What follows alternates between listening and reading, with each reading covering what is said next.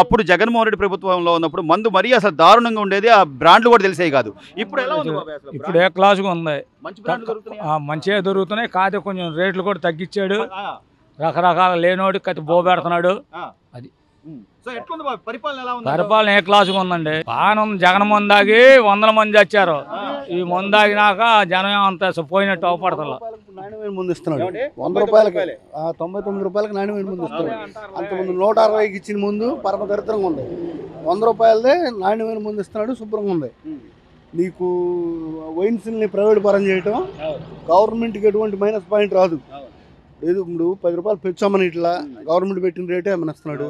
అప్పుడు ఇప్పుడు ఎంఆర్పి మీద 10 రూపాయలు ఎక్స్ట్రా అమ్మినా కూడా బ్రాండెడ్ మందులే అమ్ముతున్నారు. అంటే గతంలో 10 పైసలు కూడా తీసుకోవట్లా, 10 రూపాయలు కాదు 10 పైసలు కూడా తీసుకోవట్లా, గవర్నమెంట్ పెట్టిన రేట్కే ఇస్తున్నారు వీళ్ళు.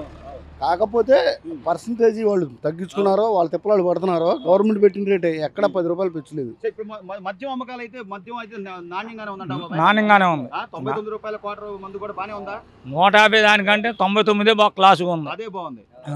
కళ్ళు తిరగడం కానీ అట్లాంటివి ఏమైనా ఉన్నాయా? ఏమి లేవు. వికారంగా ఉండటం కానీ అసలు ఏమి లేవు. అసలు ఆ మందే బాగుంది. 99 రూపాయల మంది ఎట్టుంది బాబాయ్?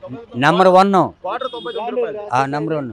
జగన్మోహన్ రెడ్డి గారు ఉన్నప్పుడు ఆయన అమ్మిన మందు అయితే అసలు తినబుద్ధి అయ్యేది కాదు. ఇంకా తాగాలి ఇంకా తాగాలనిపించేది అని చెప్పి అంటారు. అవునవును, నిజమేనా? అది నిజమే, కరెక్టే. అప్పుడు ఎట్లుండేది బాబాయ్? అప్పుడు చండాలంగా ఉండేది. ఎంతో మంది చచ్చిపోయారు ఆ మందు తాగి. వాస్తవంగా ఎంతో మంది చచ్చిపోయారు. ఇప్పుడు వచ్చిన కానీ ఇప్పుడు ఎంత స్తోత్రం అయిందా? ఎంతమంది పిల్లలు అసలు అవునవును, వాస్తవం అది. ఇప్పుడు ఎట్లుంది బాబాయ్ పరిస్థితి? నెంబర్ 1 ఏది రోడ్లు కానీ నెంబర్ 1 ఉండే. అంతకుముందు జగన్ 11 సీట్లు వచ్చినాయి కదా, ఆ 11 కూడా రావు. అభిప్రాయం బాబాయ్ ఎలా ఉంది? వాళ్ళు ఇళ్ళమ్మంటే వచ్చి ఇస్తున్నారు. ఇళ్ళు ఎవరు ఆడ రావద్దా, ఎవరు ఇబ్బంది పెడతలా. ఇళ్ళమ్మంటే వచ్చి ఇస్తున్నారు శుభ్రంగా, ఏం తగ్గిట్లా, టయానికి ఇచ్చేస్తున్నారు, ఇబ్బంది ఏం లేదు. పరిపాలన ఎట్లుందంట? పరిపాలన బాగా మీకు తెలియదు కాదు. ఇప్పుడు ప్రతి ఒడు రోడ్లు వేసేవాడు ఉంటాడు. పరిపాలన రోడ్లన్నీ బాగు చేశాడు. ఇప్పుడు అన్ని ఒకసారి అవుతాయా? అవ్వో, ఒకటి చేస్తాం. హామీ ఇచ్చాడు కదా, మరి దొంగ హామీలు ఇచ్చి అధికారంలోకి వచ్చాడని మాట్లాడుతున్నారు అంటారు.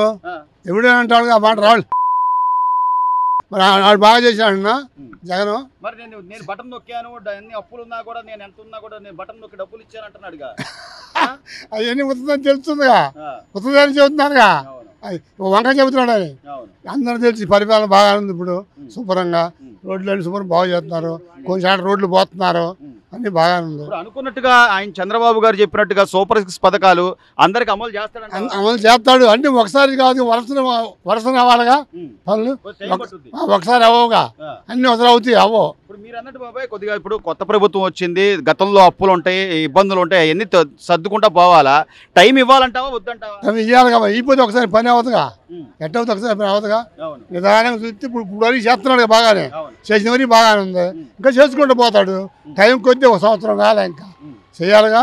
ఈయన నమ్మి పరిశ్రమలు ఉద్యోగాలు ఇవన్నీ వస్తాయి అంటావా చంద్రబాబు గారు నమ్మి? మరి వస్తాయిగా, వస్తాయి, రాకనే వస్తాయి.